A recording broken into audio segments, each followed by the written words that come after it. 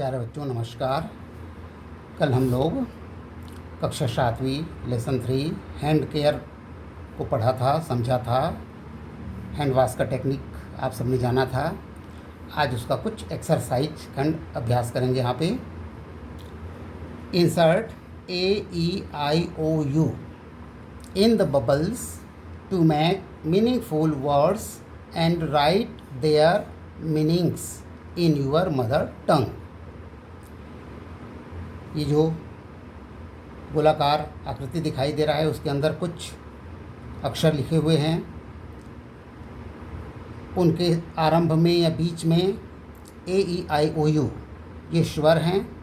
इनको डाल करके एक सार्थक शब्द बनाना है जिसका अर्थ कुछ निकले और उस अर्थ को अपनी मातृभाषा में लिखना है। यहाँ पे देखेंगे इस बबल्स के अंदर CNTRL ये व्यंजन हैं।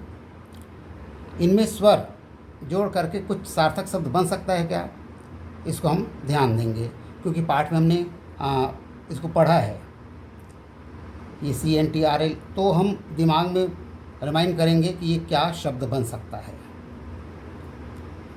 ज़रूरी नहीं कि ये AEIOU सारे स्वर का उपयोग करें। यहाँ पे जो स्वर यहाँ पे उपयुक्त होगा उनका प्रयोग हम करेंगे।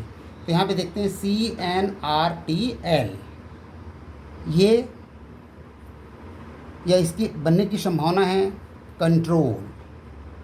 तो प्रारंभिक रूप से मिला के देखो ये क्या ये कंट्रोल बन सकता है। तो CONTROL जी हाँ बिल्कुल ये कंट्रोल बन गया। CONTROL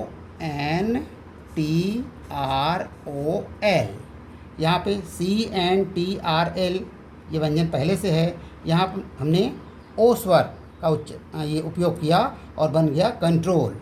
अब इसका अर्थ हमारे मदर टंग में क्या होता है, नियंत्रण, रोकथाम। तो यहाँ पे हम लिख देंगे नियंत्रण, कंट्रोल, नियंत्रण। उसी प्रकार यहाँ पे RTT तो हम यहाँ पे कोशिश करेंगे कौन सा स्वर डालने पर ये क्या बनेगा। तो ये बनेगा रोटेट, ROTATE रोटेट। और रोटेट का प्रयोग हमने वहाँ पे देखा घुमाना। तो रोटेट का मतलब होता है घुमाना। तीसरा बबल है TCHNQU ये क्या बनेगा, टेक्निक, TECHNIQUE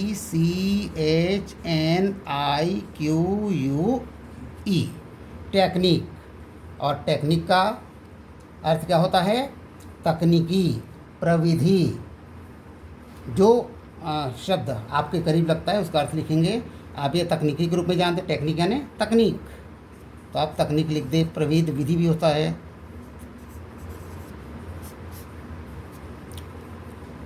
उसके नीचे है क्लींजिंग। देख लीजिए क्लींजिंग बनता है कि नहीं बनता है। CLNSNG है। क्लींजिंग बनाने के लिए हमको क्या करना होगा, CLEA यहाँ पे दो स्वर का प्रयोग करना पड़ेगा। उसके बाद एस के बाद आई, ये बन जाएगा क्लींजिंग, CLEASING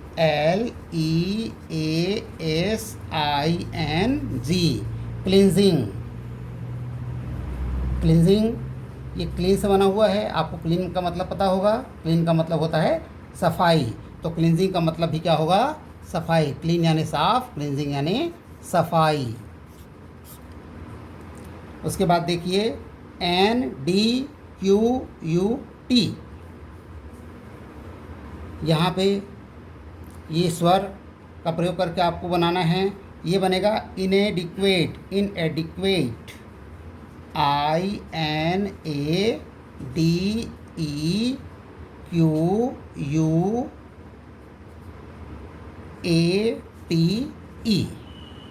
इनएडिक्वेट इसका मतलब होता है अपर्याप्त। इनएडिक्वेट का मतलब अपर्याप्त। अब देखते हैं अगले बबल में STABLSHD, ये बनेगा एस्टैब्लिश्ड, ESTABLISHED,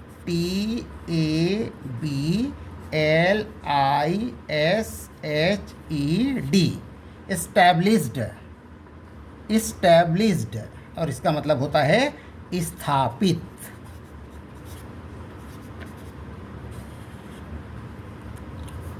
अंत में जो बबल है उसमें देखेंगे THRGHLY।